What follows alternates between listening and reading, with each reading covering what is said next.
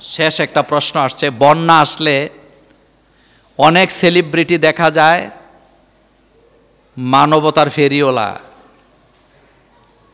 এভাবে আমি দেখি না। আপনি যেভাবে প্রশ্ন আসছে, মানুষ যখন বিপদে পড়ে যায় তখন তার পাশে দাঁড়ানো আগে জরুরি। কে দাঁড়াইছে এটা না, দাঁড়াইছে কি না ওইটাই কি। আচ্ছা আপনি বলেন তো, আপনার বাড়িতে আগুন, এই মসজিদে আগুন লাগলো, তো লাগার পরে আপনারা যারা মুসল্লি আপনারা তো অবশ্যই পানি টানি নিয়ে আসছেন, তা আপনাদের এখানে কিছু হিন্দু আছে না, তো তারা যদি পানি নিয়ে আসে আপনি কি তখন ফতুয়া দিবেন যে তুই হিন্দু মানুষ আমার মসজিদে আগুন নিবানের তোর দরকার না, এরকম ব্যাপার? আপনার মাথা ঠিক আছে?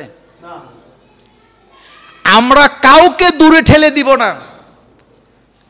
কেউ যদি মানুষের বিপদ আপদ আসলে মানবতার ফেরিওয়ালা হয়, হোক না, মানুষের সেবা করতে করতে একদিন সে কি ভালো মানুষ হওয়ার সম্ভাবনা, কারণ ভালো কাজ করতে করতে মানুষ একদিন ভালো মানুষ হয়।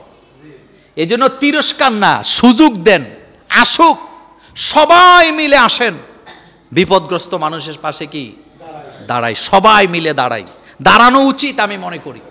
এই জন্য কাউকে তিরস্কার নয়, যার যা তৌফিক আছে যতটুকু আছে সকলে তা নিয়ে দাঁড়ান।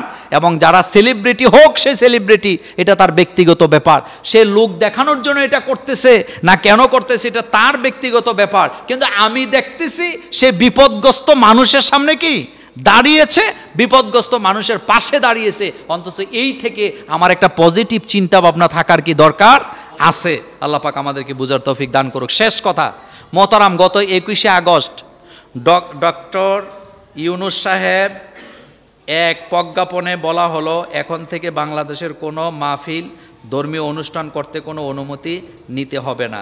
ডক্টর মোহাম্মদ ইউনূস এ কথা বলছে কিনা আমি জানি না, যে এখন থেকে মাহফিলের অনুমতি লাগবে না, এই কথা উনি বলছে কিনা আমি জানি না। তবে আগের গভর্নমেন্ট পতনের সাথে সাথে যত উল্টাপাল্টা প্রজ্ঞাপন ছিল, নিজের মন গড়া যত দরখাস্ত সব এটি বাতিল।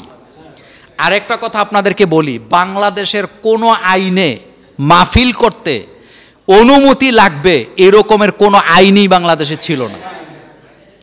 এগুলা গ্রাম্য কিছু ফাতি নেতা, এরপরে অতি উৎসাহিত কিছু প্রশাসনের লোক, অতি উৎসাহী, এটি এখন ভাগ্যা থাকে, কথা বুঝেন তো, অতি উৎসাহী, অতি উৎসাহী। বরুড়াতে মাহফিল দিলাম আমি, কথা বলে দেই, কোথায়? বরুড়া মাহফিল দিলাম আমি। মাহফিলের দিন ওসি সাহেব আমাকে ফোন দিছে, বরুড়ার ওসি তখনকার, আমাকে ফোন দিছে, দিয়ে বলতেছে মোল্লা ভাই আপনাকে অনেক ভালোবাসি, কিন্তু আজকে আপনি মাহফিলে আইসেন না, আসলে এখানে গন্ডগোল হবে। বললাম কেন গন্ডগোল হবে? কয় দুইটা পক্ষ হয়ে গেছে, আমি কোনো পক্ষকে থামাইতে পারতেছি না। তা আমি বললাম আপনি একটা অনুমতিপত্র দিয়ে দেন। তো উনি আমাকে সফটলি বললেন যে মোল্লা ভাই দেখেন, মাহফিলের কোনো অনুমতি দেওয়ার ক্ষমতা প্রশাসনের নাই, বাধা দেওয়ারও ক্ষমতা নাই। তাই বললাম বাধা দেন কেন? মূলত বাধা আমরা দেই না, এলাকার কিছু ফিতি নেতা আছে, তারা আমাদেরকে ফোন করে বলে এখানে মাহফিল হইলে সরকার বিরোধী কথা হবে, এই হবে সেই হবে, মাহফিল বন্ধ করেন। কথা কি বুঝে আসছে? আচ্ছা, নোয়াখালীতে মাহফিল দিলাম সদরে, কোথায়? নোয়াখালী থেকে ফোন আসছে আমার মোবাইলে, ছাত্রলীগের সভাপতি, কি লীগের, আমি কথা বলতেছি, কথা শুনেন, ফোন দিয়ে বলতেছে হুজুর আপনার ওয়াজ আমি শুনি, আপনাকে ভালোবাসি, আমি ছাত্রলীগের এলাকার সভাপতি, আপনি এই মাহফিলটাতে আজকে আইসেন না, কারণ এখানে একদল লোক আছে তারা মাহফিলের পক্ষে না। আমি তাকে বললাম আচ্ছা আপনি মাহফিলের পক্ষে না বিপক্ষে? কথা বুঝতেছেন? আমি তাকে প্রশ্ন করলাম আপনি মাহফিলের পক্ষে না বিপক্ষে? কয় আমি তো মাহফিলের পক্ষে। তাই আমি বললাম আপনি যদি মাহফিলের পক্ষে হন আপনি থাকেন, আমি আসব, মাহফিল হবে। কথা কি বুঝে আসছে? এখন সে ঘুরে এগারা কয় হুজুর কিছু লোকে চায় না, পোলাপান চায় না মাহফিল হোক।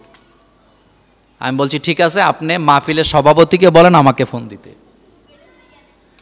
মাহফিলের সভাপতি আমার একটু আগে ফোন দিয়েছে, কিন্তু ঘটনাচক্রে মাহফিলের সভাপতি হইল নোয়াখালীর তখনকার মানে উপজেলা চেয়ারম্যান।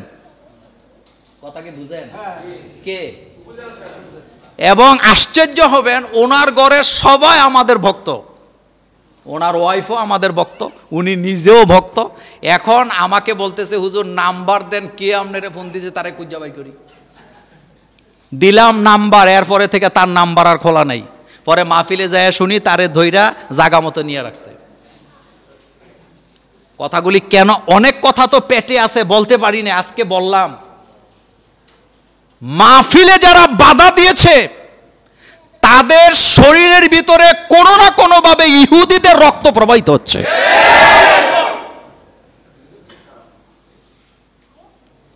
মাহফিলে বাধা দেস তুই তো। ইউনূস সাহেব ঘোষণা দিছে কিনা আমি জানি না, দেওয়ার দরকার নাই, এটা এমনিই উন্মুক্ত আছে, এটা এমনি কি আছে, উন্মুক্ত আছে, মাহফিল হবে। আমরা আগে বারবার আপনাদেরকে গত 16 বছর বলছি, বারবার বুঝাইছি, সবাইরে বুঝাইছি, প্রশাসনের লোকদেরকে বুঝাইছি, সরকারকে বুঝাইছি, এমপি মন্ত্রীদেরকে বুঝাইছি, আপনাদেরকে বুঝাইছি। দেখেন, ইসলামের সাথে বেয়াদবি করেন না, আলেম ওলামার সাথে বেয়াদবি করেন না, নিশ্চিহ্ন হয়ে যাবেন, নিশ্চিহ্ন হয়ে যাবেন। শোনেন নাই, নিজের বিপদ নিজে ডেকে আনছে।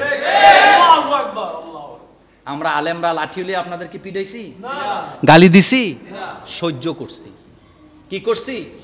কষ্টগুলা বকে নিয়া, কষ্টগুলা পকেটে নিয়ে দিনের পর দিন ঘুমাইছি।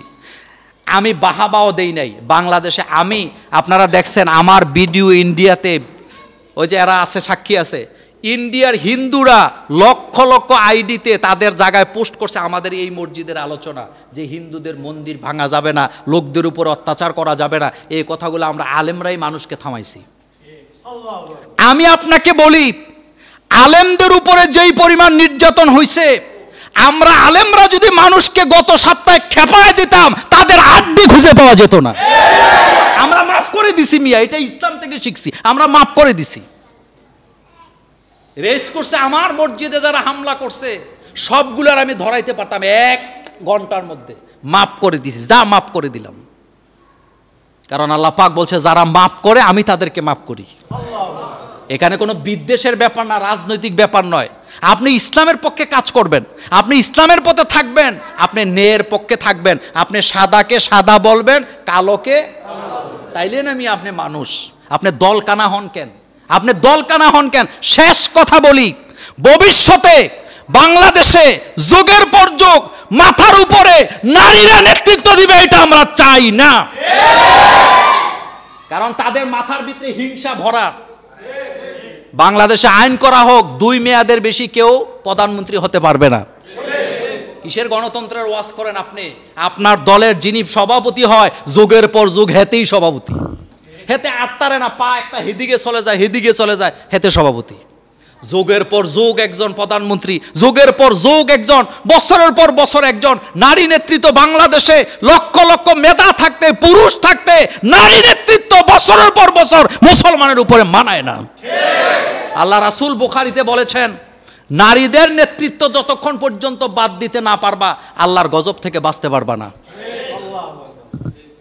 আপনার মাথায় ঢুকে না? আপনি যখন নির্বাচনে ভোট দিতে যান, আপনার মাথায় এটা ঢুকে না কেন? টাকা দেখলে কিচ্ছু মনে থাকে না। টাকা এখন রাখার জায়গা পায় না, টাকা এখন